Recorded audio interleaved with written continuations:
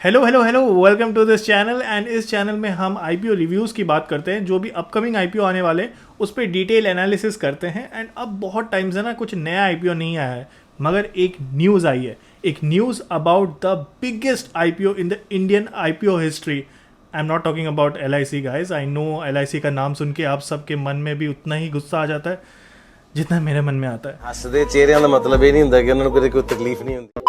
आज हम बात करने वाले हैं रिलायंस जियो और रिलायंस रिटेल की, जो इंडिया की सबसे बड़ी कंपनीज में से एक है।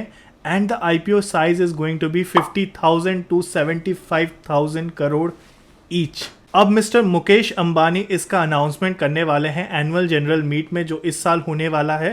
उसमें इन दोनों आईपीओस के बारे में डिस्कशन होगा according to the sources. And अगर सोर्सेस की माने तो ये भी बहुत बड़ी खबर है कि सिर्फ इंडिया में ही नहीं, ग्लोबली भी ये दो आईपीओज लिस्ट होने वाले हैं नैस्डैक पे। नैस्डैक स्टॉक एक्सचेंज वर्ल्ड का सबसे बड़ा मार्केट प्लेस है फॉर टेक कंपनीज। एंड यहाँ लिस्ट होने के बाद हमारा और आपके मोटा भाई यहाँ से यहाँ तक पहुँच जाएंगे in terms of wealth and in terms of fame. अब जियो और रिटेल का जो आईपीओ डॉक्यूमेंटेशन है वो बस शुरू होने ही वाला है। It is waiting for the right time. वो राइट टाइम तभी होगा जब रशिया और यूक्रेन के बीच का जो वॉर है वो थम जाएगा, वो ख़त्म हो जाएगा, उसके बाद शुरुआत करने का प्लान्स है। ऑल्सो इन्फ्लेशन इज़ राइजिंग, जो रेपो रेट्स है वो भी बढ़ रहे हैं, स्टॉक मार्केट तेज़ी से गिर रहा है। इस टाइम पे ना हर कंपनी को बहुत डर लग रहा है to bring out their IPO. And इसीलिए इतनी बड़ी कंपनीज होने के बावजूद they are waiting for the right time to come. The expectations for Reliance Retail IPO is somewhere around December 2022, followed by Reliance Jio का IPO as well. In the year 2022, Reliance Jio ने अपने 33% stakes बेचा था 13 investors को, जिसमें से Google and Facebook बहुत बड़े नाम थे।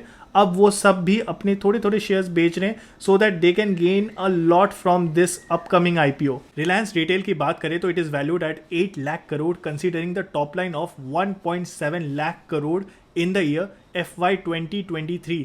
और अभी उसी के साथ अगर जियो को कंपेयर करें तो it is valued at somewhere around 7.5 lakh crore with a higher EBITDA margin of around 40 to 50%, which is insanely very good for a company like Jio. Reliance Retail की बात करें तो it sells groceries, apparels, footwears, consumer electronics, nearly 14,500 stores and operates as India's one of the largest e-commerce platform. Company का revenue 50,000 crore हो गया था single quarter of सितंबर 2021 में।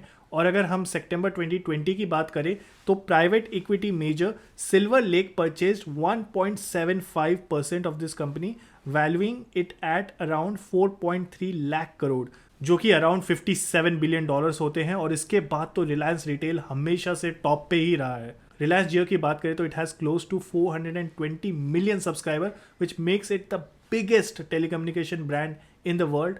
And अगर इसके ब्रॉडबैंड सर्विस की बात करें जो कि है Jio fibre, it is also somewhere around 5 billion का वैल्यूएशन है इसका, जो कि इसको बहुत अट्रैक्टिव बना देता है फॉर ऑल द इन्वेस्टर्स। अगर रिलायंस इंडस्ट्रीज की बात करेंगे जो कि सबसे बड़ा प्रमोटर है इन दोनों जियो और रिटेल के लिए, तो उसका 19 लाख करोड़ का वैल्यूएशन है, विच इज़ अराउंड $250 बिलियन, जिसको बहुत ही अट्रैक्टिव बना देती है, बहुत स्ट्रॉन्ग बना देती है इसके मार्केट में। एंड ऑल्सो सब कोई वेट कर रहे हैं मुकेश अंबानी का अनाउंसमेंट के लिए कि ये दोनों आईपीओज आने वाले हैं। अगर ये अनाउंसमेंट हो जाती है तो रिलायंस इंडस्ट्रीज़ के शेयर और ऊपर चले जाएंगे। बट अगर ये अनाउंसमेंट नहीं होती है तो रिलायंस इंडस्ट्रीज थोड़ा सफ़र कर सकता है, थोड़े मार्केट वैल्यू उसके गिर सकती है।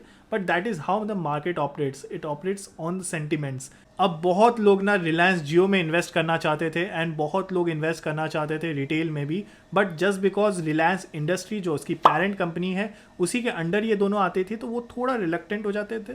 बहुत लोग पेट्रोकेमिकल कंपनीज में लगाना पसंद नहीं करते, इन्वेस्ट करना पसंद नहीं करते, ये पर्सनल चॉइस है।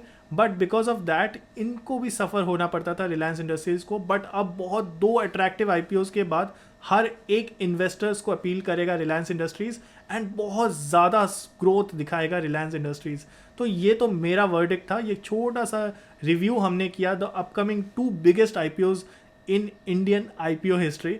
आपका क्या मानना है? आप किसके लिए एक्साइटेड हो, जियो के लिए या रिटेल के लिए या दोनों के लिए? Let me know in the comments. And अगर अच्छा लगा तो प्लीज़ लाइक करना, शेयर करना and subscribe to this channel. Bye bye.